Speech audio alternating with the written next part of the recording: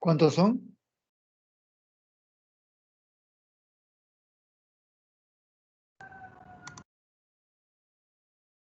Señorita delegada, ¿cuántos alumnos son en la rotación? Somos 19, doctor. Entonces estamos solamente la mitad nada más.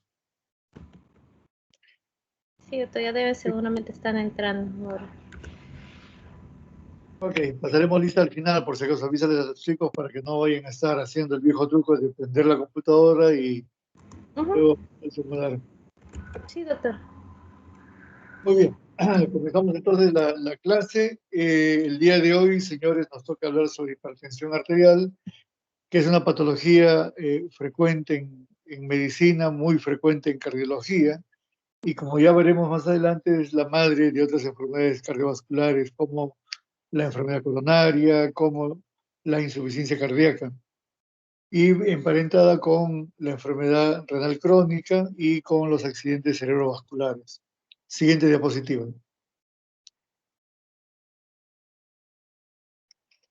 Antes de hablar de hipertensión arterial, hablaremos de algunas generalidades, algunos conceptos para tener claro a qué nos referimos. Recordaremos que la presión arterial es la fuerza que la sangre ejerce sobre las paredes de la arteria. Como ven ahí la flechita blanca. Siguiente. Entonces, la presión arterial depende básicamente de dos factores.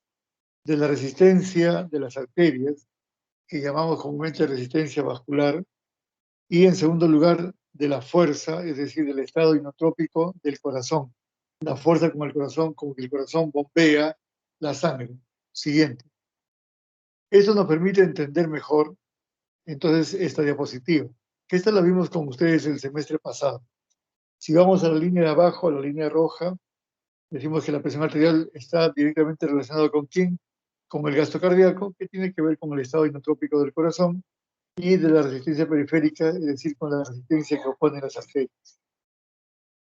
Ahora vamos a ir más bien a la línea de arriba, hacia la parte donde están las letras en negro, y vamos a ver de qué depende la presión arterial, o en este caso, la hipertensión arterial. Si hay de repente, Carmen, me ayudas marcando arriba a la izquierda donde dice una mayor ingesta de sodio. Eso, muy bien. Donde hay una mayor ingesta de sodio, eso va a hacer que exista una volemia aumentada. Ustedes recuerden que el catión más importante en el extracelular es el sodio. Y el sodio tiene poder oncótico. Entonces, en la medida que tenemos una mayor cantidad de sodio circulando en la sangre, va a haber una mayor volemia. Al haber una mayor volemia, si sigues la flechita hacia abajo, Carmen, una mayor volemia, sigue, va a haber una mayor precarga. Al haber una mayor precarga, va a haber un aumento del gasto cardíaco. Y al aumentar el gasto cardíaco, aumenta la presión arterial. Entonces, esto nos permite entender por qué las primeras cosas que hacemos con el paciente hipertenso es reducir la ingesta de sodio. Porque al reducir la ingesta de sodio, disminuimos la volemia, disminuimos la precarga, por lo tanto disminuimos el gasto cardíaco, por lo tanto disminuimos la presión arterial. Nuevamente arriba, Carmen en negro, donde dice reducción de la masa nefronal, que eso puede verse, por ejemplo, de manera congente. Se ha visto que los niños nacidos pretérmino, es decir, antes de los 9 meses, ellos tienen una menor masa nefronal. También puede haber una disminución de la masa nefronal en los diabéticos, por ejemplo, por la llamada nefroesclerosis, o en los diabéticos de largo plazo, también ocurre una disminución de la masa nefronal. Al haber una disminución de la masa nefronal, lleva el marcador hacia abajo, hay una retención de sodio, hay una disminución de la filtración de sodio. Les recordarán por sus clases de fisiología que el filtrado del glomérulo es prácticamente igual que el plasma en cuanto a cantidad de sodio, y en el tubo contorneado proximal ocurre la reabsorción de prácticamente el 90% del sodio. Al haber una disminución de nefronas, hay una disminución de la eliminación de sodio, por lo tanto hay retención de sodio, por consiguiente aumento de la volemia, por consiguiente aumento de la precarga, por consiguiente aumento de la presión arterial. Veamos ahora la tercera, que es el estrés. El estrés crónico, no el agudo, va a llevar a un incremento de la actividad adrenérgica, y ahí falta otra flechita para el incremento de la cantidad de cortisol sérico. Bueno, si aumenta la actividad adrenérgica, ustedes recordarán que el sistema adrenérgico va a producir una constricción venosa. Baja, por favor. Hiperactividad adrenérgica. Ahora hacia la izquierda, donde dice constricción venosa, un aumento de la contractibilidad miocárdica, y ambos a la derecha. Hay aumento de la contractibilidad miocárdica y produce también aumento del gasto cardíaco. Pero no solamente aumenta la contracción venosa y contractividad, sino también aumenta la constricción arteriolar a la derecha de ese punto rojo, y eso también va a aumentar la resistencia periférica y aumentará la presión arterial. Entonces, las personas que viven estresadas permanentemente tienen más chance de hacer hipertensión arterial por todo lo que hemos mencionado. Además, el sistema adrenérgico regresa donde dice hiperactividad simpática, activa el sistema renina-angiotensina a tu derecha, y el sistema renina-angiotensina también activa al sistema adrenérgico de manera mutua. El sistema renina-angiotensina, la angiotensina, como ustedes saben, es un vasoconstrictor potente, y además termina este eje en la aldosterona, que retiene agua y sodio. Ya al retener agua y sodio aumenta la volemia y aumenta la precarga. Es decir, en esta diapositiva, con este esquema tan simple, podemos explicar mucha de la fisiopatología de la hipertensión arterial. Al final, a la derecha, donde dice obesidad, me gustaría remarcar que los gorditos suelen tener hiperinsulinemia. La insulina, baja por favor el puntero, la insulina no solamente tiene que ver con el mecanismo de la glucosa, sino además tiene la capacidad de producir inicialmente vasoconstricción, pero sobre todo con el tiempo produce una hipertrofia de la musculatura de la capa media de las arterias y del miocardio. Entonces va a terminar produciendo una hipertrofia estructural tanto vascular como cardíaca. Siguiente. Entonces vamos a definir, ya entrando de lleno a la clase, qué cosa es hipertensión arterial. La definición clásica de la hipertensión arterial es una definición numérica, basado en qué, en las estadísticas de lo que es normalidad. Entonces se considera hipertenso aquel paciente que tiene una presión arterial sistólica mayor o igual a 140 milímetros de mercurio y una presión arterial diastólica mayor o igual a 90 milímetros de mercurio en por lo menos 3 visitas. Y esto tiene validez para los adultos mayores de 18 años. Para los niños, verán ustedes que hay unas tablas con percentiles que estudiarán seguramente en pediatría. Siguiente diapositiva. Pero tenemos una definición un poquito más simpática, más amplia, en donde nos dice que la hipertensión arterial es un desorden complejo, en donde no solamente importan los valores de presión arterial, sino hay una serie de cambios, tanto funcionales como estructurales, tanto de las arterias como del corazón, que preceden incluso a la aparición de la hipertensión arterial. Es decir, si nosotros pudiéramos identificar todos estos cambios funcionales o todos estos cambios estructurales antes que la presión arterial se eleve, sería mucho más adecuado. La verdad que podamos identificar los elementos que están condicionando la elevación de la presión arterial, y de esa manera podríamos evitar la progresión del daño orgánico. Siguiente.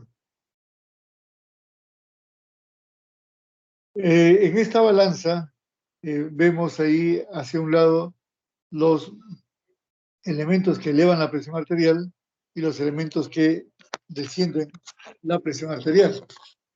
Es decir, cuando ocurre un desbalance entre los vasoconstrictores y los retenedores de sal hacia el lado izquierdo en relación a los que están en el lado derecho, los vasodilatadores y los excretadores de sal, pues va a aparecer la hipertensión arterial. Un adecuado balance de ellos va a mantener una presión arterial saludable. ¿Y de eso de quién depende? ¿De quién depende este balance? Fundamentalmente del endotelio. Eso lo vimos también el semestre pasado. Un endotelio sano mantiene ese equilibrio entre vasoconstrictores y vasodilatadores. Siguiente. Entonces, ¿por qué estudiamos la hipertensión arterial en esta clase? Primero, porque es la enfermedad cardiovascular más común en todo el mundo. Segundo, porque es un factor de riesgo importante para muchas formas de enfermedad cardiovascular, como lo que hemos mencionado. Algunos de los factores etiológicos pueden ayudarnos a prevenir la hipertensión arterial. Por ejemplo, una dieta adecuada una dieta inadecuada con una cantidad elevada de sodio y un bajo nivel de potasio va a producir hipertensión arterial. Por lo tanto, el hacer lo inverso, es decir, indicarle al paciente que coma una dieta baja en sodio y rica en potasio, va a contribuir con la salud del endotelio y a una mejor presión arterial. En segundo lugar, incentivar en el paciente el consumo de frutas y vegetales, porque cuanto más alimentos de índole de origen animal o sintéticos nos van a producir problemas de presión. La obesidad. En estos últimos años, la progresión económica en el mundo, y nuestro país no es ajeno a eso, ha hecho que la gente empiece a comer más y a comer poco saludable. Las cadenas de comida rápida han brotado en nuestro país como hongos en el campo, y el hecho de que la gente gane un poquito más de dinero, el hecho de que ahora una tarjeta de crédito esté al alcance hasta de una ama de casa, hace que estos gustitos, entre comillas, que se dan yendo al McDonald's, al Bembos, al Kentucky, hacen que nuestra cantidad de grasa y de sal sea mucho mayor en nuestra dieta. El sedentarismo. Antes tener un auto era un lujo. Ahora prácticamente los autos o los vehículos en general están al alcance de cualquier persona. También es cierto que vivimos en una ciudad grande de largas distancias, en donde no me puedo dar el lujo de ir a caminar de mi casa al trabajo o a la universidad. Y finalmente el estrés. El estrés, que es parte casi de nuestra vida diaria, hace que se liberen, como ya hemos visto, hormonas como el sistema adrenérgico, el cortisol sérico y el sistema adrenina-angiotensina. Y finalmente estudiamos la hipertensión arterial porque existe en la actualidad bastante conocimiento sobre, o un mejor conocimiento sobre su fisiopatología, y tenemos un arsenal terapéutico bastante seguro y efectivo. Siguiente, por favor. ¿Tenemos alguna duda con respecto a los estudios? Ninguna. Ustedes pueden ver, este es un estudio en donde en la línea horizontal tenemos la presión arterial diastólica y en la línea vertical tenemos el riesgo relativo de stroke. Entonces hay una relación directa. Cuanto más alta la presión diastólica, mayor es la chance de hacer un stroke. Entonces, ¿cómo prevemos el stroke? Tratando la hipertensión arterial, fundamentalmente la presión diastólica. Siguiente. Miren ustedes, con el mejor conocimiento de la hipertensión y un mejor arsenal terapéutico, en el mundo las enfermedades cerebrovasculares han ido disminuyendo merced a un mejor control de la hipertensión arterial. Siguiente. Pero eso no ocurre solamente para los problemas neurológicos, sino también para los problemas coronarios. También se ve una disminución en general en el mundo de las enfermedades coronarias cuando hay un mejor manejo de la hipertensión arterial. Siguiente. Esta es una demostración de muchos estudios, todos randomizados. Hacia el lado izquierdo de la línea que ven ustedes están todos los trabajos en donde demuestran que hay una reducción de las enfermedades, tanto cerebrovasculares como coronarias, cuando el paciente es tratado con fármacos, cuando el paciente hipertenso es tratado con fármacos. O sea, el tratamiento farmacológico antihipertensivo en todos los estudios ha demostrado una clara mejoría y reducción de la morbimortalidad, tanto por problemas cerebrovasculares como por problemas cardiovasculares. Siguiente. Entonces, comenzamos abajo. Este es un resumen muy apretado de cuál sería la fisiopatología de la hipertensión. Abajo dice disfunción endotelial. El endotelio sano, como hemos visto anteriormente, maneja adecuadamente ese balance entre vasoconstrictores y vasodilatadores.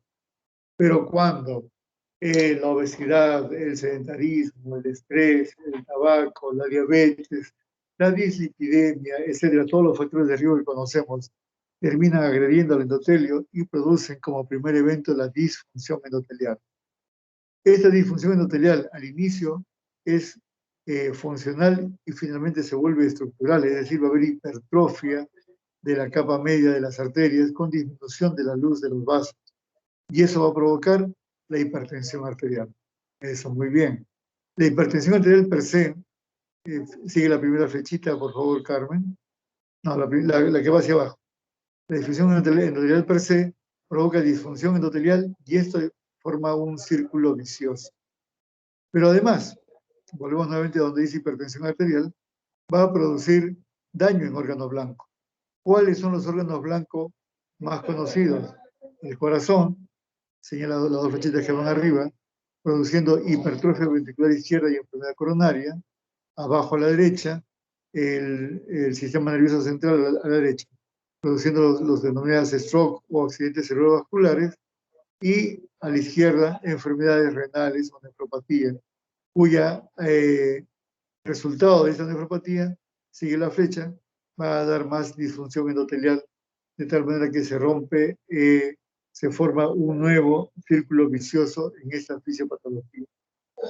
Entonces, si yo controlo la presión arterial, sube donde dice hipertensión arterial, si yo controlo la presión arterial con fármacos o con dieta, rompo este doble círculo vicioso y podemos llegar a llevar incluso salud al endotelio vascular que le va a permitir manejar mejor su presión arterial.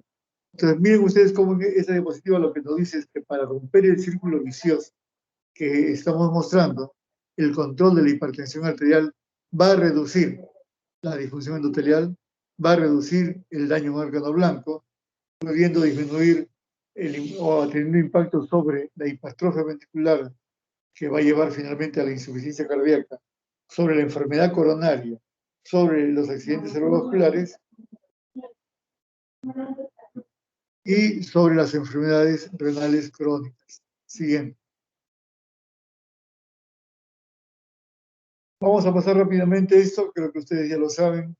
Siendo la hipertensión arterial una enfermedad basada en el valor de la presión arterial, entonces lo que tenemos que saber es hacer una buena toma de presión arterial.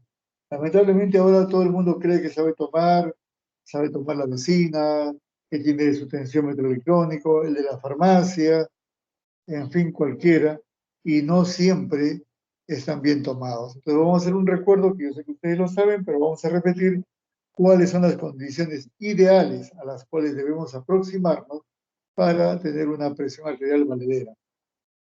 No, está bien, siguiente. Primero hablaremos del ambiente en el que estamos. Estar en lo posible en una habitación tranquila, cosa que es muy difícil en un hospital. Evitar ruidos y situaciones de alarma. En los hospitales suenan los monitores, suenan las ambulancias, suena la bocina de los carros que están pasando por frente al hospital, se escucha el chillido de los pacientes, el rechinar de los carritos con que se llevan las medicinas o los tensiómetros, etcétera. Existe todo eso. En tercer lugar, que muchas veces tenemos que descubrir al paciente para poder tomarle la presión. Y lo ideal sería que tengamos un ambiente temperado, alrededor de 20 grados, de tal manera que al descubrir al paciente no sienta el frío va a producir de por sí descarga enérgica, y la descarga de energía va a elevar la presión arterial que estamos tomando en ese momento. Siguiente. El paciente no debe haber comido abundantemente, ni debe haber fumado, ni bebido alcohol, ni siquiera café la última media hora antes del examen. Tienen que tener cuidado mucho con los simpáticos miméticos. Hay gente que usa gotas nasales, o usa gotas oculares, o usa descongestionantes de manera crónica.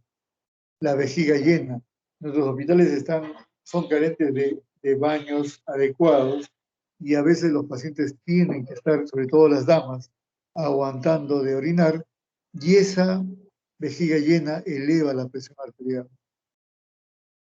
Y luego, en cuanto a la medicación, si queremos ver la eficiencia del tratamiento, hay que pedirle al paciente que venga tomando. Y si queremos ver la eficacia del medicamento, si cubre 24 horas, se le pide que no tome la medicación. Bueno, eso ya queda dependiendo de lo que desea ver y evaluar el médico. Siguiente. Debemos tener al paciente en una puede estar sentado o puede estar echado, las dos posiciones son válidas. El brazo debe estar descubierto, a veces por el apuro o por el tipo de ropa que tiene el paciente. A veces vienen las damas con unos vestidos bien ceñidos y no hay manera de descubrir el brazo, pero el brazo debe quedar habitualmente desnudo para que pueda tomarse la presión arterial. El brazo debe quedar apoyado y a la altura del corazón. Y una vez que el paciente ingresa, debemos esperar a la consulta, me refiero, por lo menos unos 5 minutos antes del registro de la presión arterial. Siguiente. Debemos recordar que la presión arterial debe ser tomada tanto con el paciente sentado o echado y además de pie. ¿Buscando qué? Buscando hipotensión postural. Recordemos que cuando el paciente se pone de pie, usualmente hay un descenso de 10 milímetros de mercurio de la presión arterial sistólica, sobre todo. Pero si hay un descenso de más de 20 milímetros de mercurio en la sistólica o de 10 milímetros de mercurio de la presión diastólica, ya estamos hablando de ortostatismo. Un acápite aparte son las gestantes. Hay todo un capítulo en cardiología que es hipertensión del embarazo, comúnmente llamado preeclampsia o eclampsia, en donde se recomienda a las pacientes evaluar la presión arterial no solamente en decúbito, sino además en decúbito lateral izquierdo. ¿Por qué? Porque el útero grávido comprime la vena cava y esto altera el valor de la presión arterial, provoca incluso isquemia renal. Entonces hay que colocar a nuestra paciente en decúbito lateral izquierdo para volver a evaluar la presión arterial. Siguiente. Recordar que debemos tener un equipo calibrado para la toma de presión arterial, que los equipos de mercurio son más aconsejables que los de aneroide, y los aneroides son más aconsejables que los electrónicos, y los electrónicos de brazos son más recomendables que los electrónicos de muñeca. Recordar que el manguito debe tener un ancho que sea más o menos los 2/3 de la longitud del brazo. Entonces, el manguito que usamos para evaluar un hombre de 1,90 m no puede ser igual que el que utilizamos para una mujer de 1,50 m. Siguiente. Entonces debemos tener un set de mangos que se acostumbre o que se adecue al paciente que estamos viendo. En cuanto a la técnica, debemos recordar que si usamos el tensiómetro de mercurio, la columna de mercurio debe quedar a la altura de los ojos del observador. Una vez colocado el manguito, tenemos que verificar que el borde inferior del brazalete quede más o menos a 2 centímetros de la flexura del codo. Una vez que hemos hecho eso, colocamos el estetoscopio sobre la arteria braquial. Es una pésima costumbre, sobre todo felizmente del personal de enfermería, y espero no verlo en ustedes, colocar el estetoscopio debajo del mango del tensiómetro. Eso es una falta grave. Entonces, la arteria debe quedar libre y sobre la arteria debe estar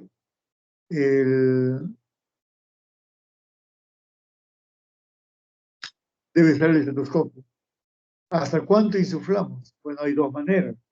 La forma en la que yo hago es, comienzo a insuflar con el estetoscopio colocado, estoy ocultando, de repente vamos a poner en 70 o 80 milímetros, aparecen los latidos, sigo insuflando 100, 110, 100 los latidos, 120, 130, 100 los latidos, y de repente desaparecen en 140.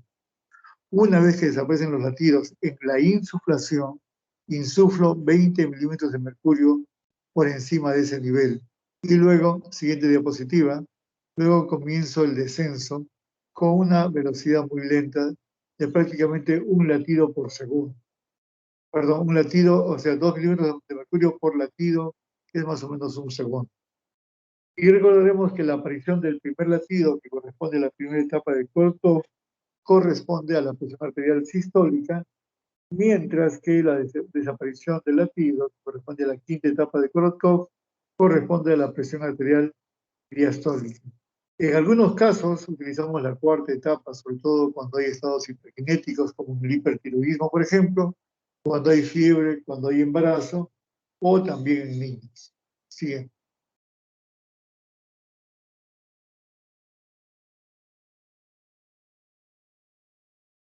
Lo que decíamos, la aparición del primer latido corresponde a la presión sistólica y la desaparición de los latidos corresponden a la presión diastólica. Siguiente.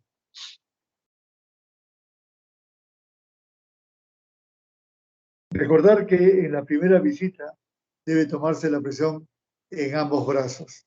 ¿La presión es igual? No, la presión es diferente. Son parecidas, sí, pero no son iguales. Entonces, ¿cuál es el brazo que voy a tomar para los siguientes controles? El brazo que tiene la presión más elevada. Ese va a ser el llamado brazo dominante o brazo control. En cada visita, dice la norma, deberíamos tomar no un registro, sino por lo menos 2 registros, con una diferencia de al menos 2 minutos, y la presión que vale es el promedio de las mismas. Ahora, si el paciente tiene una arritmia como una fibrilación auricular, no serán 2, sino 5 registros. En realidad, eso es lo que dice la norma. En la práctica es bien complicado hacer eso por razones de tiempo. Siguiente.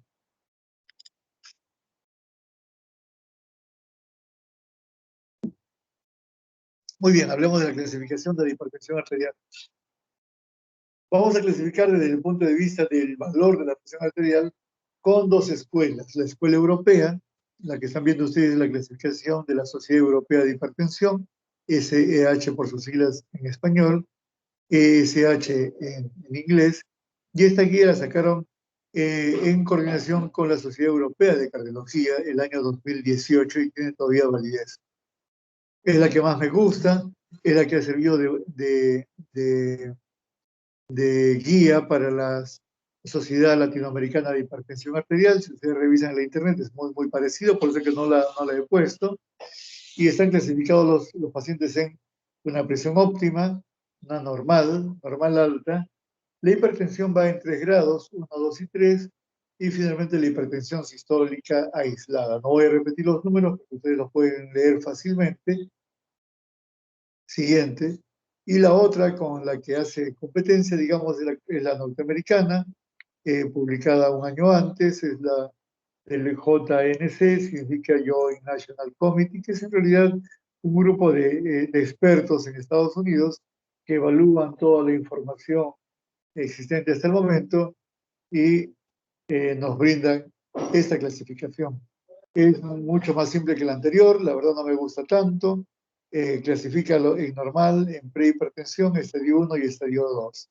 La aparición de esa ítem de prehipertensión arterial creó muchas alarmas porque mucha gente con 120/80, por ejemplo, que siempre lo hemos considerado normal, pues aquí en esta clasificación ya no es normal, sino es prehipertenso. Siguiente. Entonces vamos a ver que en lo que va de esta clase, la clasificación que más vamos a utilizar, la que más vamos a mencionar, es la europea. La otra clasificación a la que tenemos que referir es la clasificación etiológica. Hasta ahora no ha cambiado mucho. La dividimos en primaria o esencial, idiopática o criptogénica, la mayor parte de ellos, entre 90 y 95% dice la literatura. Y las causas conocidas, es decir, secundarias, que son las restantes, es decir, entre un 5 y un 10%. ¿Cuáles son las causas más frecuentes de hipertensión secundaria? La primera de ellas es de origen medicamentoso. Recordemos que muchos de nuestros pacientes mayores tienen comorbilidades, problemas como por ejemplo de artrosis, y requieren el uso crónico de antiinflamatorios no esteroideos, o también usan antiinflamatorios esteroideos por otros motivos. El uso de simpáticos miméticos, antidepresivos, etc. Entonces, cuando veamos un paciente hipertenso, preguntemos qué otra comorbilidad tiene y qué medicación está recibiendo por ese motivo. En segundo lugar, las enfermedades renales, tanto las glomerulopatías como las nefritis intersticiales, hidronefrosis o tumores renales. Y la enfermedad renal, pero ya no parenquimal, sino vascular renal, sea por causas ateroscleróticas o por la displasia de la arteria renal. En ambos casos hay una obstrucción de la arteria renal principal o sus ramas principales, provocando isquemia renal, y la isquemia renal provoca elevación del sistema renina-angiotensina y por lo tanto elevación de la presión arterial. Entonces, lo que esta diapositiva nos dice que cuando busquemos causas secundarias, las más frecuentes es revisar qué medicación toma el paciente y de repente recibir un antidepresivo, últimamente el pobre viejito que está viviendo solo en esta pandemia, y las enfermedades renales, tanto vasculares como parenquimales renales. Siguiente. ¿Cuáles son las causas menos frecuentes de enfermedad de Crohn o hiperaldosteronismo primario? En donde hay una cantidad desmedida de aldosterona que retiene agua y sodio y por ahí se eleva la presión arterial. Mucho menos frecuentes, feocromocitoma, enfermedad de Cushing y coartación de aorta. Algunas enfermedades están asociadas a hipertensión arterial, como por ejemplo el hiperparatiroidismo que provoca hipercalcemia, el hipotiroidismo o el hipertiroidismo, la diabetes, el stroke, la hemorragia subarachnoidea, la meningitis, la encefalitis, etcétera, incluyendo el Guillain-Barré, que provoca una disautonomía neurovegetativa. Y finalmente unas palabras para la hipertensión sistólica aislada, no contemplada por los norteamericanos, sí contemplada por los europeos. Ocurre casi siempre en el anciano, en donde la presión sistólica está en el rango de hipertensión, mientras que la presión arterial diastólica está en el rango de normotensión. Algunas otras causas, aparte de aortoesclerosis, la bradicardia, la diabetes, el hipertiroidismo y la insuficiencia aórtica. Siguiente. Algunas definiciones especiales. Habíamos dicho hace un momento de que las gestantes tenían una clasificación aparte de hipertensión arterial. Si tú no conoces a la gestante, es la primera vez que la ves, y lo que nos dicen es que tomemos como valores de presión de hipertensión arterial los mismos que hemos dicho para el adulto, 140/90. Siguiente. Pero si conoces a la paciente, si ya que generalmente eso ocurre, la mayor parte de gestantes actualmente tienen tarjetas de control prenatal. Entonces, si la gestante, por ejemplo, tiene una presión arterial basal de 90/60, ¿qué nos dice esta norma? Que si la sistólica aumenta en 30 milímetros de mercurio y o la diastólica en 15 milímetros de mercurio, ya estamos hablando de hipertensión del embarazo. Pero si mi gestante tenía inicialmente 90/60 de presión arterial, si yo le sumo 30 milímetros de mercurio a la sistólica, sería 120. Y si le sumo 15 milímetros de mercurio a la diastólica, ya sería 75. Quiere decir que en esta paciente en particular estaría hablando de hipertensión del embarazo con una presión arterial de 120/75. Entonces, si yo conozco al paciente, a la paciente, estos son los límites que debemos buscar. Siguiente. La hipertensión de bata blanca es, en realidad, en inglés es white coat, que se refiere al saco blanco que utilizamos los médicos, pero lo han querido traducir como bata o mandil blanco porque en Latinoamérica muchos de los médicos, sobre todo cuando se hace labor hospitalaria, utilizamos el mandil. Estos son pacientes que usualmente son normotensos cuando están en casa, pero cuando llegan a la visita del médico se ponen tan tensos, tan estresados, que la presión arterial se eleva a los rangos de hipertensión arterial. Siguiente. La contraparte del bata blanca, siguiente, es... bueno, ¿cómo hacemos el diagnóstico de bata blanca? a través de dos pruebas.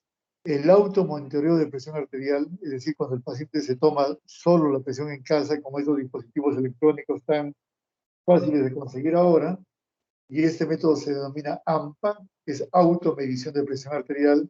Le pedimos al paciente que registre la presión arterial durante su estancia en la casa, o podemos solicitar el MAPA, que es el monitoreo ambulatorio de presión arterial. Es un dispositivo que automáticamente va tomando solo la presión arterial tanto durante el día como durante la noche. Obviamente el paciente cuando se hace un AMPA va a tomar solamente su presión arterial del día, no se puede tomar la presión mientras se duerme. Cuando yo quiero investigar cómo es el patrón de presión arterial de mi paciente, mi patrón circadiano, utilizaré la prueba del MAP. Y los valores de presión arterial son los que ustedes ven ahí. La media debe ser no mayor de 125/80, la diurna un poquito más, 135/85, y la nocturna por debajo de 120/75. Estos son los valores que deben ser considerados normales con el MAPA. Y con el AMPA, el promedio de 135/85. Y les digo el promedio porque la gente cuando se toma la presión arterial a veces no sabe bien cómo hacerlo. Hay que entender que la presión arterial es un número variable y cambiante dentro de un rango de normalidad que a veces confunde al paciente.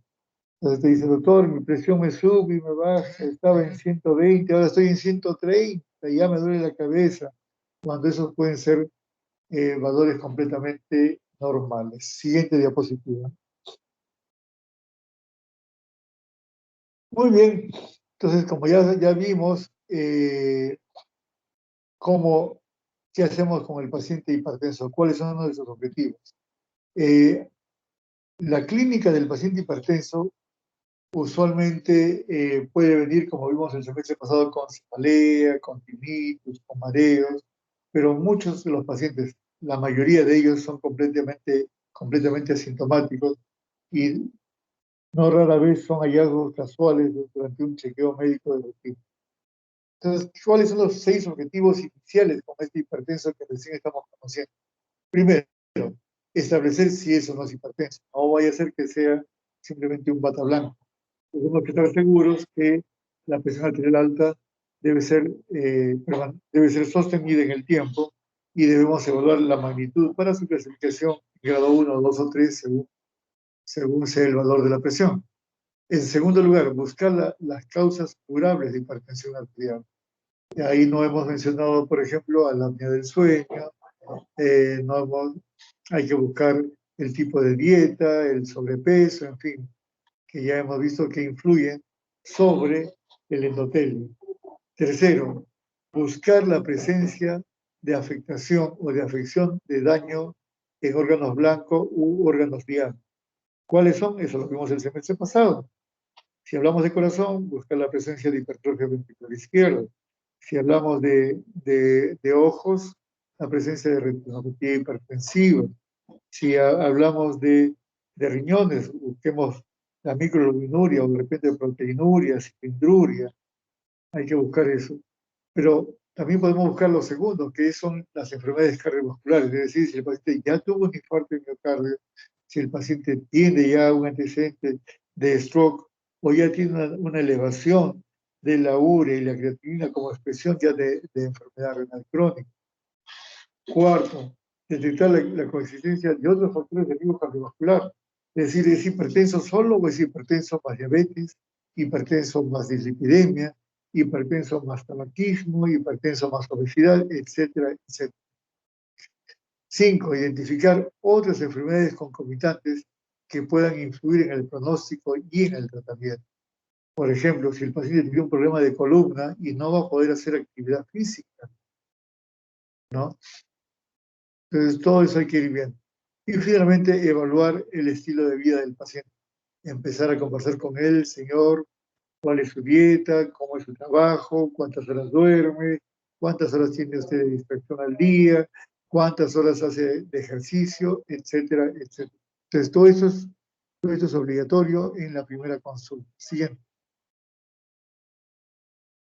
Entonces, eso es lo que vamos mencionando sobre las causas identificables, la apnea del sueño, las drogas, la enfermedad renal crónica, el hiperaldosteronismo primario, las enfermedades renovasculares, el Cushing, sea el Cushing iatrogénico o el Cushing por enfermedad, el feocromocitoma, la coartación de aorta y la enfermedad tanto tiroidea como paratiroidea. Siguiente, porque cada uno de ellas tiene un tratamiento diferente.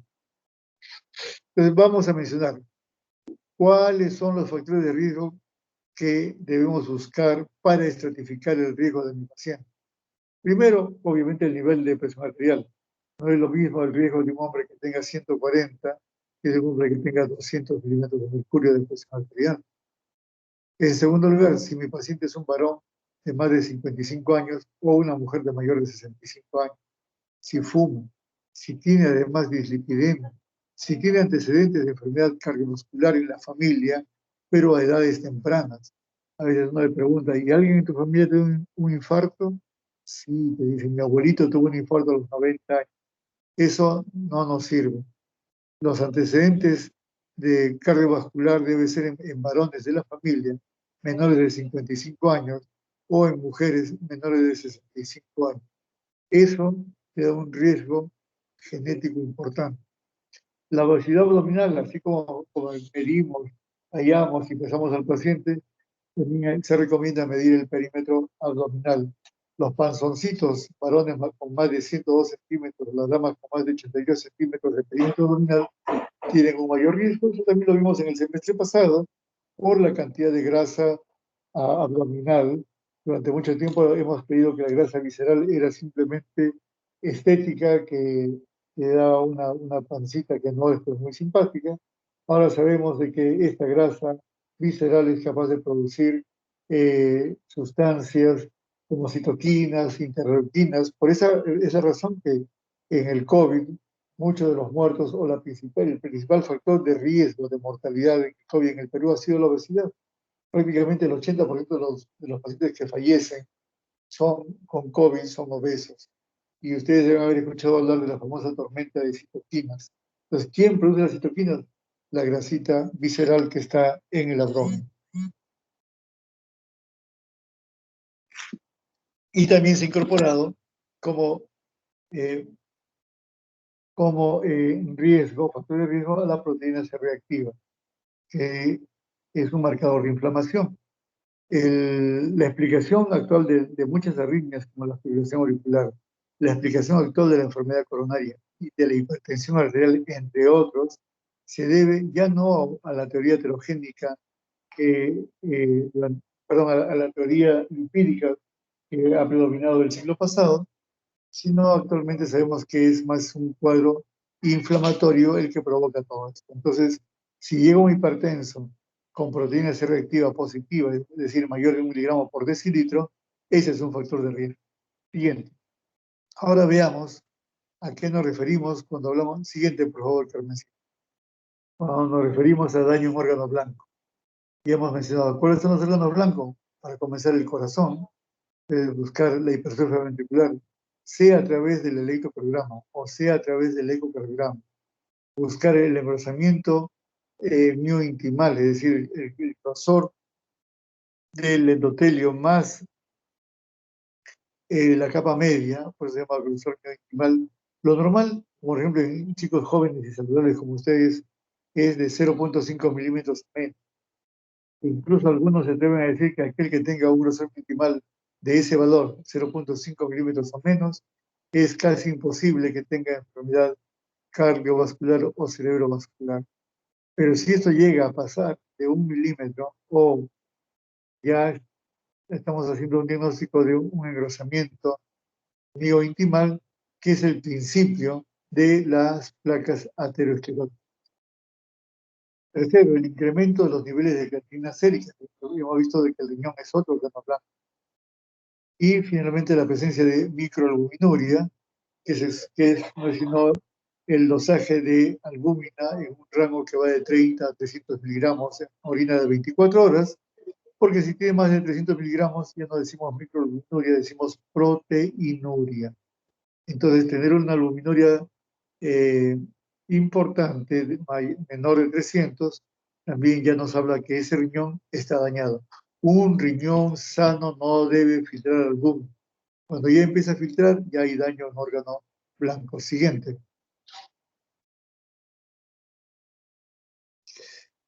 Y finalmente, recordar lo que son condiciones clínicas asociadas. Aquí ya hay enfermedad clínica. En el cerebro, un ACV isquémico, una hemorragia cerebral, una isquemia cerebral transitoria. A nivel cardiovascular, un infarto de miocardio, angina, bypass o stents, insuficiencia cardíaca. A nivel renal, insuficiencia renal, proteinuria.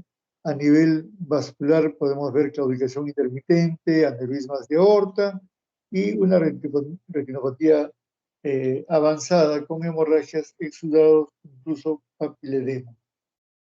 Siguiente. Entonces ya tenemos claro que tenemos que investigar los factores de riesgo y tenemos que investigar las condiciones clínicas o la enfermedad clínica ya establecida. Entonces, visto esto, ya podemos estratificar el riesgo del paciente. El riesgo del paciente, lo que esta diapositiva dice es que no solamente depende del valor absoluto de la presión arterial, sino también de la presencia de factores de riesgo, la presencia de daño en órgano blanco y la presencia de enfermedad cardiovascular establecida. Por ejemplo, Carmencita, señala por favor donde dice normal alta. Arriba. Muy bien. Si yo tengo un paciente con una presión, arriba. Ahí. Normal alta. Pongamos 130,85. Entonces, ¿está dentro del rango normal? Sí, porque hemos dicho que la definición es por encima de 140/90. Pero este paciente, y lleva tu puntero hacia abajo, por favor. El último cajoncito. Ahora a la izquierda. Este paciente tiene 135/85, pero además es diabético y ya tiene daño en órgano blanco. Por ejemplo, es un diabético que ya tiene proteinuria, es un diabético que ya tiene eh, hipertrofia ventricular. En ese caso, miren ustedes, pongan a la derecha, el cajoncito de la derecha, su riesgo es muy alto. O sea, teniendo 135,85, este paciente diabético con proteinuria ya está en el rango de ser muy alto. En el otro extremo, pon por ejemplo donde dice grado 2, por favor, ahí. En el grado 2 vamos a suponer que tenemos un paciente con una presión arterial de 160/100. Muy bien, hoy día hemos aprendido que de acuerdo a la clasificación europea es de grado 2. Pero si no tiene ningún factor de riesgo, baja un cajoncito en naranja, el riesgo de este paciente es moderado. Entonces, fíjense ustedes cómo un paciente, en este ejemplo, con 135/85, tiene un riesgo mucho más importante que otro que puede tener 160/100. Eso les vuelvo a repetir. Lo que esta diapositiva nos enseña es que, si bien es importante el valor absoluto de la presión arterial, debemos aprender a correlacionarlos con, lleva el puntero por favor hacia donde dice sin factores de riesgo, en la segunda, ahí. Entonces depende de la presencia de factores de riesgo, sigue bajando el número de factores de riesgo, siguiente, más abajo, de la presencia de daño en órgano blanco o la presencia de diabetes. Fíjense cómo la diabetes de por sí sola, aún sin daño en órgano blanco, ya incrementa el riesgo del paciente. Y finalmente, en la fase 3, más abajo, depende de la presencia de enfermedad cardiovascular establecida o de diabetes con daño en órgano blanco. Es por eso que hemos iniciado de esta manera, que aprendan ustedes a conocer cuáles son los factores de riesgo. Mi paciente fuma, es gordito, es obeso, hay antecedentes familiares en la familia de enfermedad cardiovascular precoz y de PCR positivo. Ok, ahora paso a identificar qué. Paso a identificar el daño en órgano blanco. Le tomo un electro, tiene hipertrofia ventricular, tiene microalbuminuria, tiene retinopatía hipertensiva de grado 1 o 2 y busco finalmente si ya tuvo enfermedad clínica cardiovascular, tuvo ya un stroke, tuvo ya un infarto, está en tratamiento por insuficiencia cardíaca, eso ya Cuando hay enfermedad clínica establecida, el riesgo del paciente siempre es muy alto, independientemente del valor de la presión arterial. Siguiente. Si entendieron esta diapositiva, damos por terminada la clase y nos vamos todos a tomar lunch.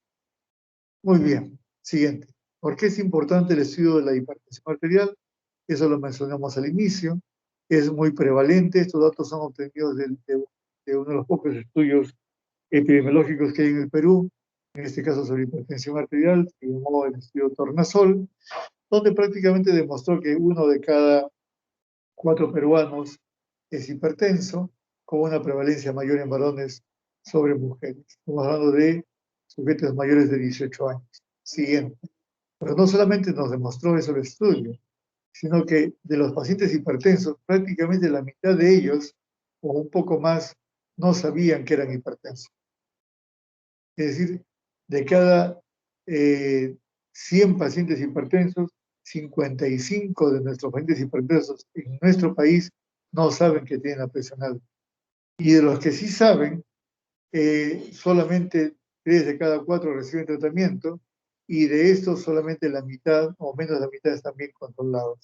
Es decir, que como país, ya hemos visto la pandemia nos ha enseñado que nuestro sistema de salud es deficiente, siendo la hipertensión arterial una enfermedad fácil de diagnosticar, porque ¿qué requiere? Un individuo medianamente entrenado y un tensiómetro que no cuesta mucho.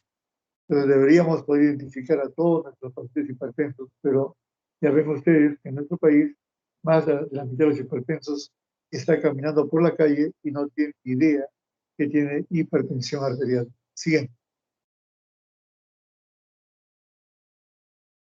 La hipertensión arterial, bueno, es una enfermedad que va aumentando con los años, y sabido es que la población del mundo se vuelve cada vez más vieja, hay cada vez más gente de la tercera edad que gente joven. Bien. Que la severidad, la mortalidad va asociado no solamente con el valor de la presión arterial, sino con la edad misma. Entonces, cuanto más viejo y más alta la presión arterial, la posibilidad de que mueras por alguna complicación de la hipertensión arterial es más alta. Siguiente.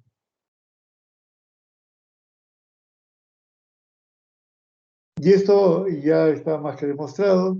En la flecha verde van a ver que los estudios observacionales han demostrado que cuanto más alta la presión arterial, más chance de hacer enfermedades cardiovasculares. Y al revés, los estudios de intervención terapéutica con la flecha en naranja han demostrado que cuanto más bajamos la presión arterial o cuanto más normalizamos la presión arterial, la incidencia de enfermedad cardiovascular disminuye de manera significativa. Siguiente. Entonces, es otra demostración que el tratamiento de la hipertensión arterial tiene que darse sí o sí. Esta diapositiva lo que muestra es cómo con valores tan pequeños, si muestras la columna de la izquierda, por favor, Carmen, donde dice 2, 5 y 9, es la reducción de 2 milímetros de mercurio, o de 5 milímetros de mercurio, o de 9 milímetros de mercurio, tiene impacto de manera significativa sobre las enfermedades coronarias, sobre las enfermedades cerebrovasculares, sobre las enfermedades cardiovasculares, le hace insuficiencia cardíaca. Entonces, 2 milímetros de mercurio reduce, sí señor. Así consigamos solamente 2 milímetros de mercurio, estamos consiguiendo impactar sobre la mortalidad de estas patologías. Y si conseguimos una reducción de 9, pues definitivamente estamos haciendo un cambio significativo en el pronóstico del paciente. Siguiente. Siguiente. La certificación de riesgo del paciente. Esto ya lo hemos revisado. Siguiente. Entonces, aquí tenemos los pacientes con riesgos muy alto, alto, moderado y de bajo riesgo. Siguiente. Y este es un resumen de lo que hemos venido presentando. ¿Por qué nos sirve esto? Porque tanto los norteamericanos, la primera columna, como los europeos, en la segunda columna, han demostrado que cuando el riesgo es bajo, moderado, alto, muy alto, la chance de tener complicaciones cardiovasculares que incluyen enfermedad grave o muerte se van incrementando de manera significativa. Entonces, todo paciente que tenga presión arterial de 150 con 100 es igual. No, señor. El pronóstico es el mismo, No, señor. ¿La agresividad terapéutica debe ser la misma? No, señor. Seré mucho más agresivo y más estricto en aquellos pacientes que tienen riesgo alto o muy alto. ¿Por qué? Porque esta diapositiva lo que nos dice es que cuanto más alto el riesgo, más chance de enfermedades graves, discapacitantes o de muerte para el paciente. Siguiente.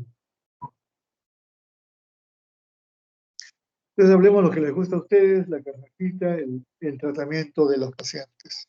Siguiente. Recordemos lo que ya hemos mencionado sobre el tratamiento de los pacientes. ¿Cuándo tratar a un paciente? Lo que nos están diciendo en este diapositiva es que si nosotros, marca el recuadro verde, por favor, Carmen. Si tratamos a los pacientes con presiones tan bajas como 131 o incluso 140, no se observa un beneficio. Al contrario, en algunos casos se ve más bien que el riesgo es mayor, el placebo va mejor.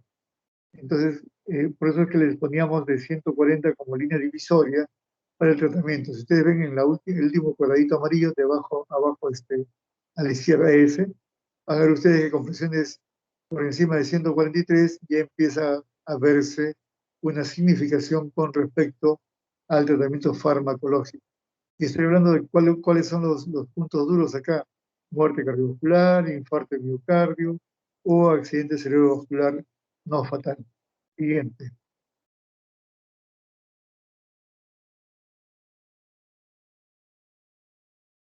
Eso es lo mismo, miren ustedes como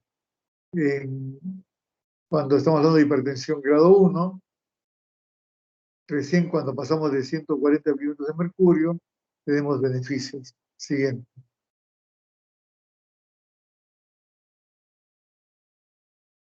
Muy bien. ¿Qué nos dice esta diapositiva? Que lo primero que tenemos que hacer para tratar la presión arterial cuando está en estadio 1 es recomendar cambios en el estilo de vida. Si mi paciente es gordito, pues hay que bajarlo de peso. Si mi paciente es sedentario, hay que bajarlo de peso. Si mi paciente no hace ejercicio, hay que acostumbrarlo a hacer ejercicio. Si tiene diabetes descontrolada, hay que controlar la diabetes.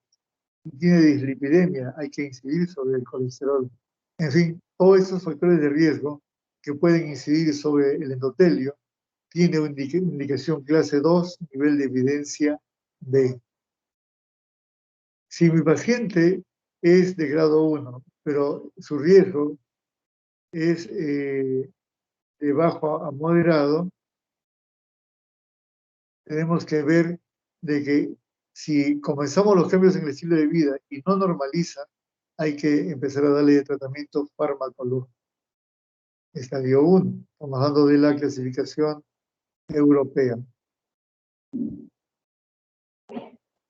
Puede ser válido también en algunos casos que ya tienen lesión de órgano blanco, comenzar con el tratamiento farmacológico de manera simultánea con los cambios en el estilo de vida.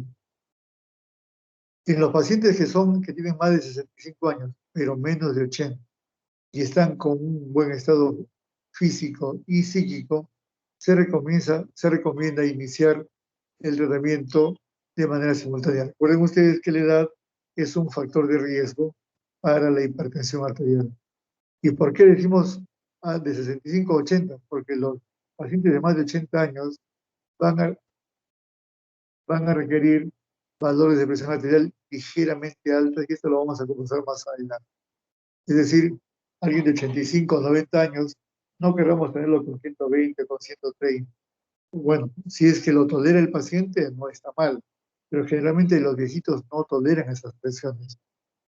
Tú los pones en 120, los pones de pie y hacen ortostatismo con mucha facilidad con hipoperfusión cerebral. Pero es mejor mantenerlos con 130, 140, incluso 150 milímetros de mercurio de presión sistólica, puede ser recomendable. Siguiente diapositiva.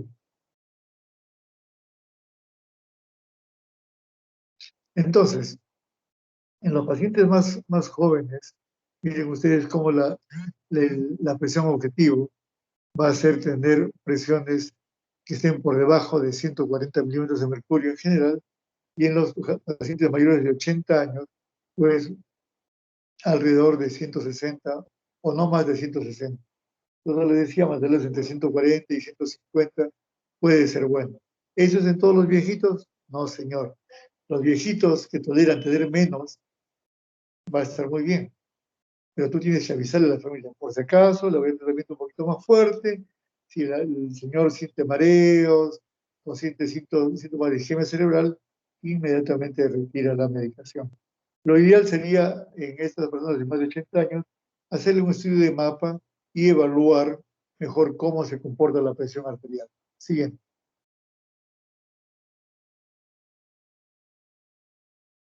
Muy bien. Entonces, veamos en forma resumida cuál va a ser nuestra actitud terapéutica para el tratamiento farmacológico en la hipertensión no complicada. Es decir, aquel paciente que solamente es hipertenso, nada más que hipertenso. No es hipertenso con diabetes, no es hipertenso con enfermedad renal, no es hipertenso con un ACV, no es hipertenso con insuficiencia cardíaca, es decir, un hipertenso común y corriente. Cuando están en estadio 1, lo que dicen la guía norteamericana, puedes comenzar, si no tiene mayores factores de riesgo, comenzar con un solo fármaco, que puede ser un inhibidor de enzima convertidora, un bloqueador de angiotensina o un diurético. Pero si es un estadio 1 con complicación, es mejor comenzar con 2 fármacos. Ahora, en los viejitos, sobre todo en los mayores de 80 años, también es mejor comenzar con un solo fármaco.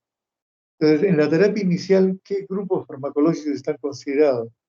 O un YECA más un diurético, o un YECA más un bloqueador de calcio, o un ARA2 más un bloqueador de calcio, o un ARA2 más un diurético. En general, comenzamos casi siempre con un YECA o un ARA2 más un diurético. ¿Por qué? Porque el bloqueador de calcio es mucho más potente y puede llevarte a hipotensión. Si con esto no controlas tu paciente, es decir, no llegas a un valor por debajo de 140,90, ya lo que tú haces es, usas ya no 2, sino utilizas 3 fármacos. O el YECA o el ARA2, a esto le sumas un bloqueador de calcio y a esto le sumas un diurético. Y si no controlas con eso, ya estamos hablando de hipertensión arterial resistente, al cual habría que añadirle la espironolactona, o un alfa bloqueador, o un beta bloqueador. Entonces, ese sería el esquema en un hipertenso no complicado. Primero, un YECA más un diurético. Si no controla, no llego a mis objetivos, un YECA diurético más un bloqueador de calcio. Si no llego a mis objetivos con esos 3 fármacos, ya estoy hablando de hipertensión arterial resistente.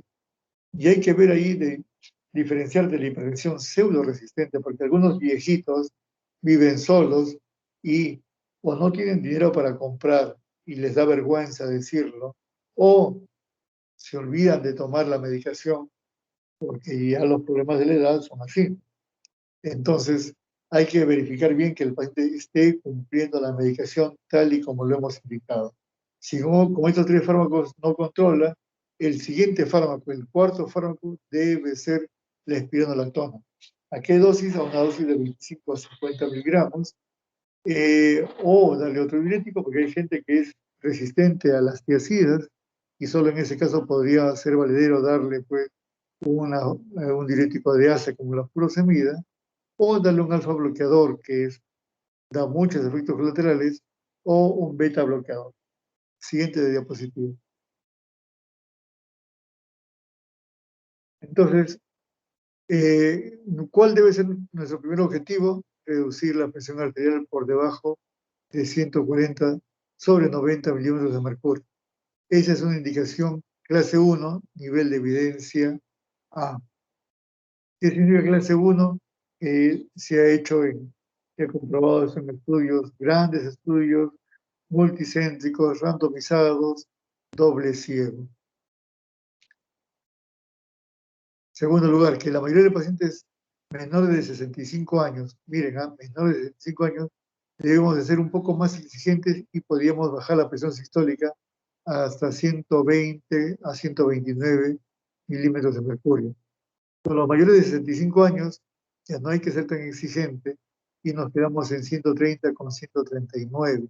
Y recuerden que los viejitos hemos dicho que podemos tolerar hasta 160 milímetros de mercurio. Es decir, la presión arterial no es igual con los cambios de edad, pero un paciente de 65 puedo llevarlo a 120 si tolera, sí. Si no hace síntomas, sí. Siguiente, por favor. En cuanto a la presión arterial diastólica, esta debe estar pues menor a 80 milímetros de mercurio. En general, en el paciente anciano, la presión diastólica no da problemas, generalmente más bien es baja. Siguiente.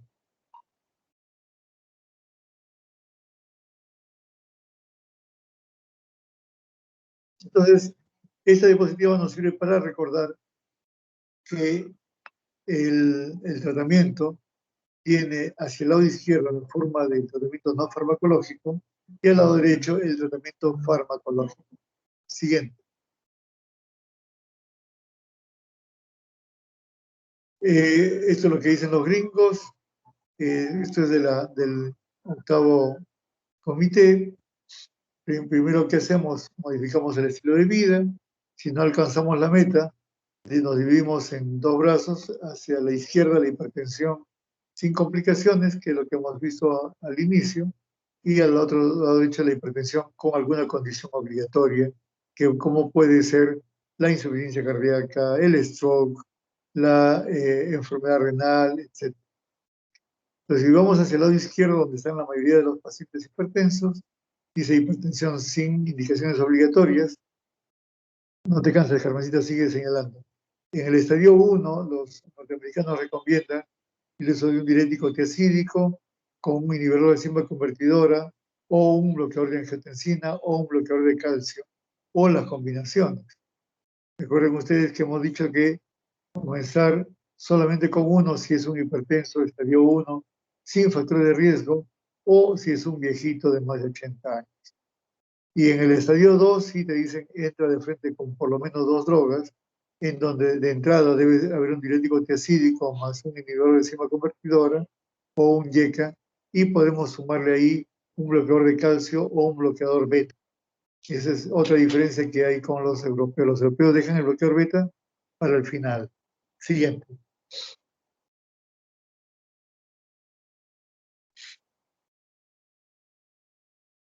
¿A qué nos referimos con modificaciones en el estilo de vida? Si el paciente está gordito, hay que bajarlo de peso. Si toma mucho licor, hay que bajar la cantidad de alcohol. Si come con mucha sal, hay que reducir la ingesta de sal. Si no hace ejercicio, pues que haga ejercicio de tipo aeróbico, isotónico, como es andar, caminar, correr, nadar, hacer bicicleta, de manera regular, por lo menos de 30 a 45 minutos por sesión, durante por lo menos 5 días a la semana. Es decir, no es que yo hago 2 o 3 veces por semana, no, 5 días a la semana, a llevar una buena dieta como la dieta DASH, que es una dieta rica en potasio. Ya dijimos que el potasio juega un rol importante en la génesis de la hipertensión arterial, el calcio, con una gran cantidad de vegetales y frutas, disminuyendo la cantidad de grasas de origen animal, que son grasas de índole saturado. Y se recomienda comer el pescado, porque tiene pues una serie de omegas que van a ayudar también en la salud del endotelio. Y finalmente, si el paciente fuma, pues que deje de fumar. Siguiente. Todo eso lo vimos también con ustedes el semestre anterior. ¿Cuánto ganamos? Bueno, si baja de peso, por cada 10 kilos que baje de peso, va a haber una reducción de la presión arterial sistólica de entre 5 y 20 milímetros de mercurio. Si hace una buena dieta, entre 8 y 14. Si restringimos la sal, entre 2 y 8 milímetros de mercurio. Si hace actividad física, entre 4 y 9 milímetros de mercurio. Y si reducimos el alcohol, entre 2 y 4. Y ustedes recuerdan de que solamente 2 milímetros de mercurio ya están haciendo impacto, miren ustedes que ganamos mucho más con la reducción de peso y con una buena dieta. Siguiente.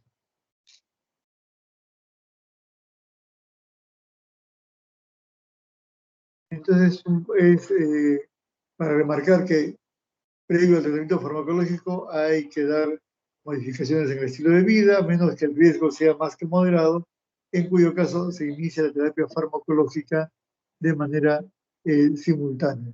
Ya hemos visto qué drogas utilizar, y si con 3 drogas no controlamos y estamos hablando de hipertensión arterial refractaria, ya comenzamos a dar otro tipo de fármacos como los bloqueadores alfa, como la espironolactona. Siguiente.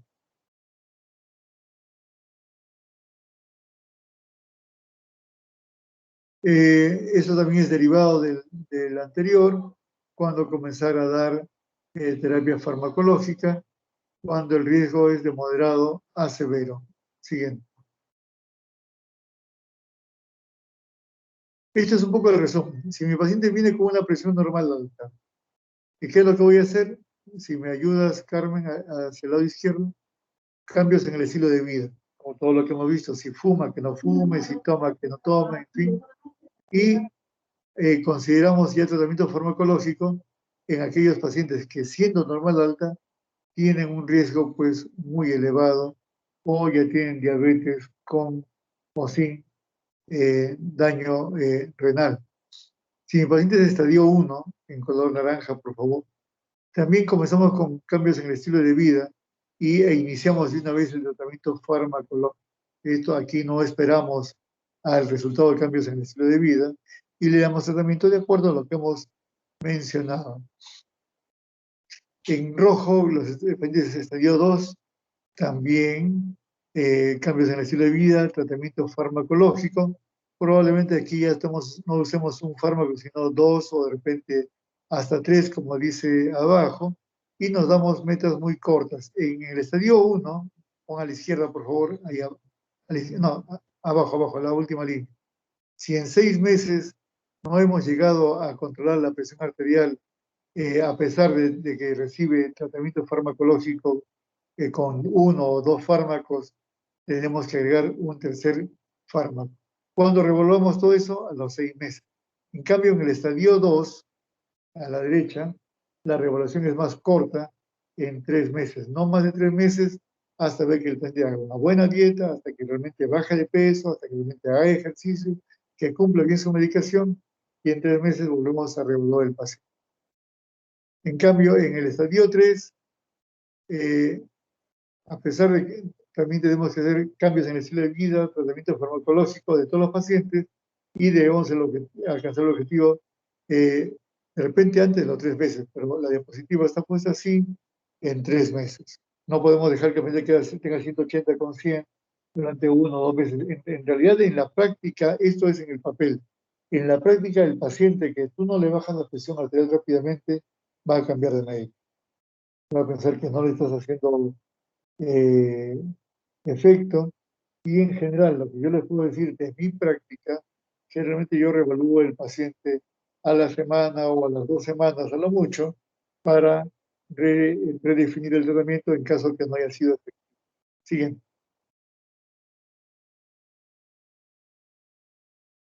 Entonces, nuevamente la pregunta, ¿los pacientes con presión normal alta deben ser tratados?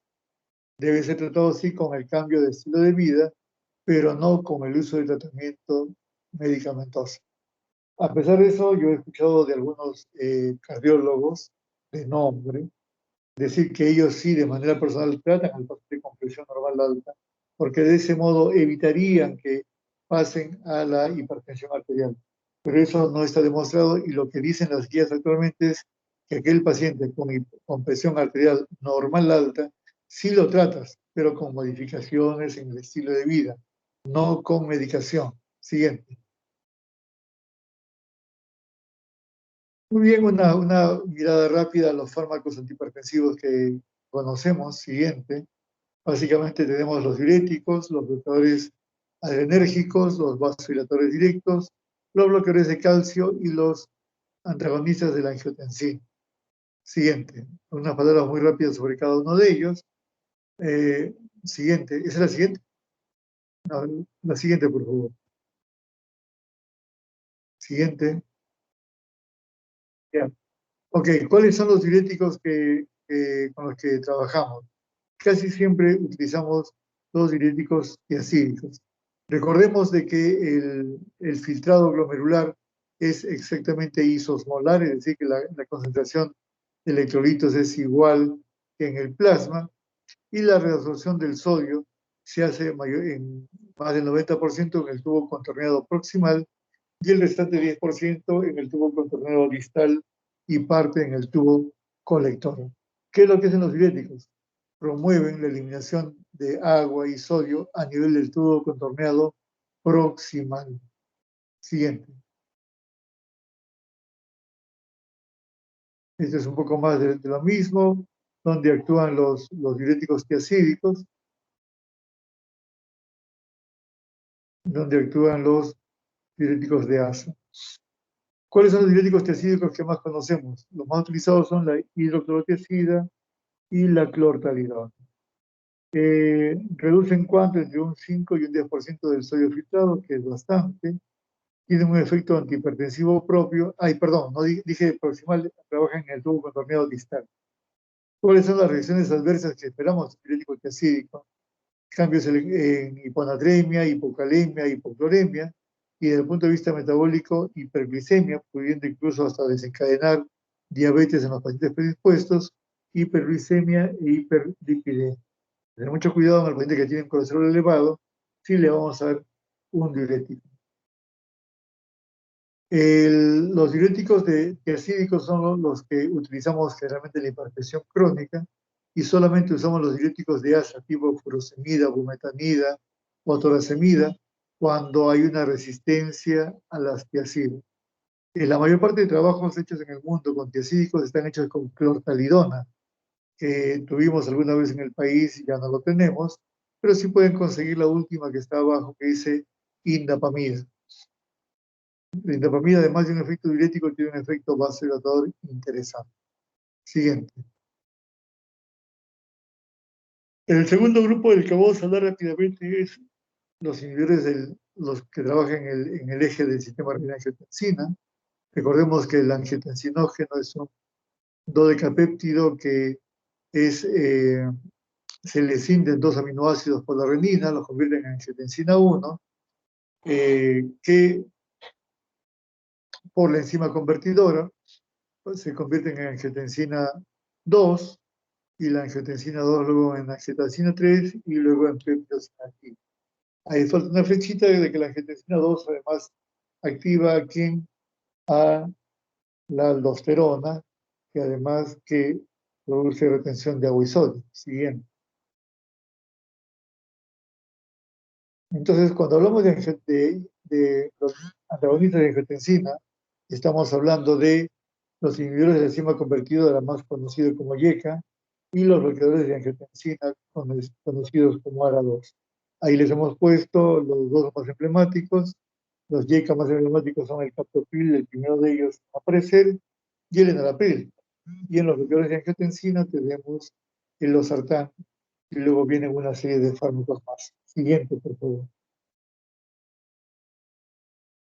Tuvimos en algún momento inhibidores directos de la renina, que actúan disminuyendo la actividad de la renina plasmática, y la verdad que fueron muy mal, fueron un boom y luego salieron del mercado. Ya casi no los van a encontrar. Siguiente.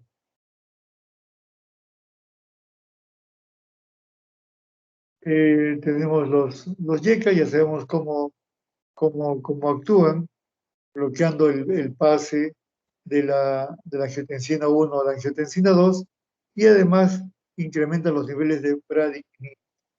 La enzima convertidora también se encarga de degradar las bradykininas, y las bradykininas, al ser bloqueada la angiotensina 2, va a haber un incremento de la concentración de bradykininas que tienen efecto vasodilatador. Entonces, al inhibir la enzima convertidora, estamos bloqueando el paso de angiotensina a angiotensina 2, un potente vasoconstrictor, y bloqueamos la degradación de las bradykininas, produciendo una mayor concentración de este vasodilatador. Y justamente estas bradykininas, mayormente acumuladas en las vías respiratorias altas, son las responsables de la tos, que es el principal efecto colateral dañino, o el principal efecto colateral de los YECA. Es decir, los YECA suelen producir tos. ¿Y por qué producen tos? Por el incremento de las bradykininas a nivel laringio, que es responsable de esa tos persistente. Siguiente. La angiotensina 2, los bloqueadores de angiotensina 2 tienen en realidad una menor potencia que los YECA. En casi todos los esquemas, todas las angiotensina 2, cuando los YECA han probado, o el paciente es intolerante a los YECAs, sea porque produce tos o algún otro efecto colateral. Siguiente, bloquean pues los receptores de angiotensina. Y al intervenir con los YECA o los de angiotensina 2, se producen una serie de efectos benéficos como disminución de la agregación plaquetaria, la disminución de los superóxidos, disminución del crecimiento de los miocitos, disminución del colágeno, disminución o una mejoría de la función endotelial, disminución de la vasopresina, de la aldosterona, etcétera, etcétera. Entonces, el intervenir sobre el eje renina-angiotensina es sumamente interesante. Y tanto los YECA como los ARA2 están en el tapete. Siempre van a elegir primero ustedes un YECA y solo si el YECA funciona mal, un ARA2. Siguiente. Antagonistas del calcio. Son 3 grupos farmacológicos. Están ahí los fármacos más representativos, verapamilo y el tiazem por un lado, y las hidropiridinas en el otro lado. Y tan importantes son las hidropiridinas, que actualmente también se les llama bloqueadores dihidropiridínicos y bloqueadores no dihidropiridínicos, me entiendo, con un solo saco, al verapamilo como al diltiazem. Siguiente. Al bloquear la entrada de calcio, reducen la contractilidad tanto a nivel vascular como a nivel miocárdico. Entonces, cuando usamos un bloqueador de calcio tipo verapamilo o tipo diltiazem, hay que estar seguros que la función sistólica del ventrículo izquierdo esté preservada, caso contrario puede producir insuficiencia cardíaca. Entonces, al reducir la contractilidad de la vasculatura, va a provocar una disminución de las resistencias periféricas, por lo tanto, caída de la presión arterial. En buena cuenta son vasodilatadores. Siguiente. En los bloqueadores adrenérgicos tenemos los alfa bloqueadores, donde, bueno, ahí dice prazosina, ya no se encuentran, pero tenemos doxazosina actualmente en el mercado nacional. Los beta bloqueadores del propanolol ha sido el emblemático por mucho tiempo. Ahora tenemos otros tantos como nebivolol, bisoprolol, atenolol, etcétera. Y los alfa beta, es decir, aquellos que tienen efecto alfa y también efecto beta, como el labetalol.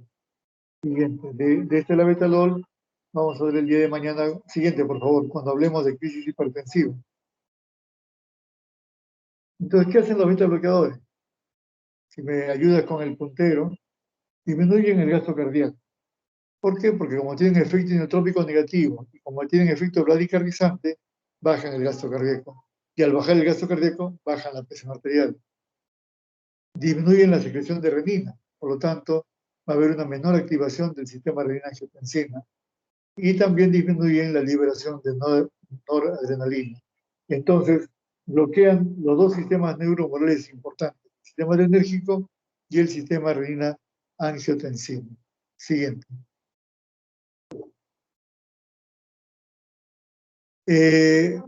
Otros vasodilatadores, tenemos los bloqueadores alfa, donde están ahí, por ejemplo, la prazosina o la doxazosina, utilizados por los urólogos con mucha frecuencia en la hipertrofia benigna de próstata porque tienen un efecto relajante sobre la musculatura lisa de la próstata, pero también lo hacen sobre la musculatura lisa vascular. Entonces, si yo tengo un paciente prostático con hipertrofia benigna de próstata y es hipertenso, entonces es lícito pensar en utilizar un bloqueador alfa adrenérgico periférico. Pero también hay alfa bloqueadores centrales, en donde están la clonidina y están la metildopa. Esta metildopa es importantísima porque es uno de los pocos fármacos que están autorizados a utilizarse en las gestantes para evitar la iatrogenia o la afección del producto. No cualquier antihipertensivo se utiliza. Los bloqueadores alfa centrales como la metildopa están bien demostrados que pueden funcionar. Siguiente. ¿Cuándo usar terapia combinada? Siguiente. Si En el afán siguiente, por favor, de llegar a buscar, de llegar al nivel de presión deseado, estas son las combinaciones que debemos utilizar. En verde son todas aquellas combinaciones preferidas. Por ejemplo, una tiacida con bloqueador de calcio, una tiacida con yeca, una tiacida con ARA2. En líneas verdes discontinuas, como las tiacidas con los beta bloqueadores, tienen algunas limitaciones. Se puede utilizar, pero con algunas limitaciones. En rojo son las que no están recomendadas. Un YECA con un ARA2. He visto que cuando combino un YECA con un ARA2, lesiono más el riñón. Y en líneas negras discontinuas son aquellas que no están muy recomendadas, están menos probadas. Se podrían utilizar, pero no con la efectividad que uno esperaría. Creo que es la última y una más.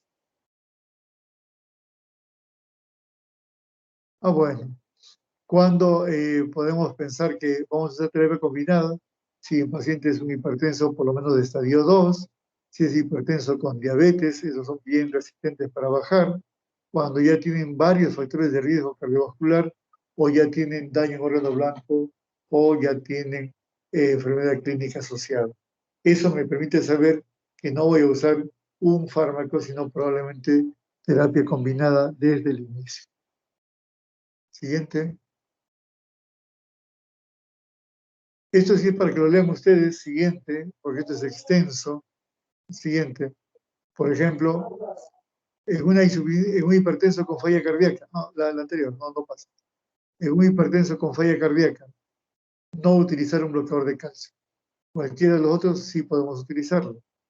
En un infartado, los beta bloqueadores, los YECA y los antialdosterónicos están bien indicados. Hacia la derecha van a ver ustedes que están todos los ensayos clínicos que le dan soporte a estas afirmaciones. Siguiente. Un poco más desmenuzado, pueden verlo acá. Por ejemplo, ¿cuándo puedo utilizar un anciano con hipertensión arterial sistólica aislada? ¿Qué medicamento puedo utilizar? El fármaco de elección son los diuréticos y los bloqueadores de calcio hidropiridínicos.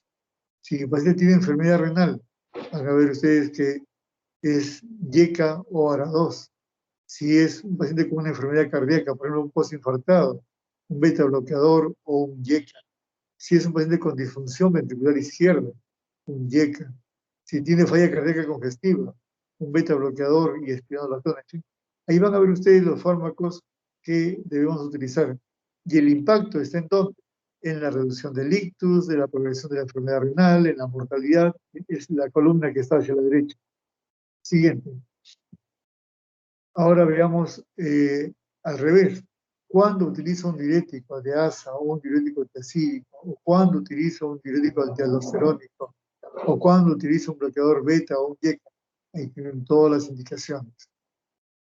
Entonces, no se trata de a todo el mundo darle enalapril, o a todo el mundo darle losartán, o a todo el mundo darle hidroclorotiazida. Uno tiene que individualizar el tratamiento y ver qué es lo que más le conviene a mi paciente. Siguiente.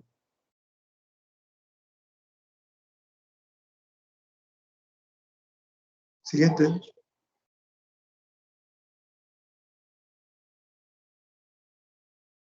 Entonces, si hablamos de este tipo de pacientes, ya no tenemos ninguna duda que los tratamientos de intervención farmacológica van a ser beneficiosos. Tenemos que tratar. Recuerden ustedes esa diapositiva de la flechita donde decía el tratamiento de reducción de presión arterial mejora la incidencia de enfermedades cardiovasculares. No tengamos ninguna duda. Siguiente.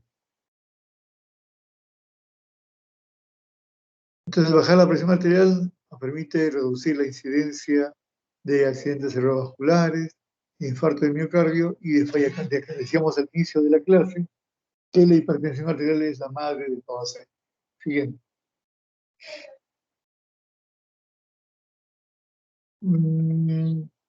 Bueno, esto está hecho para los programas de cuándo debe ser controlado el paciente, cómo debe ser el seguimiento, y en algunos países incluso se hace ya hace mucho tiempo la telemedicina y la telemetría sin la manera presencial.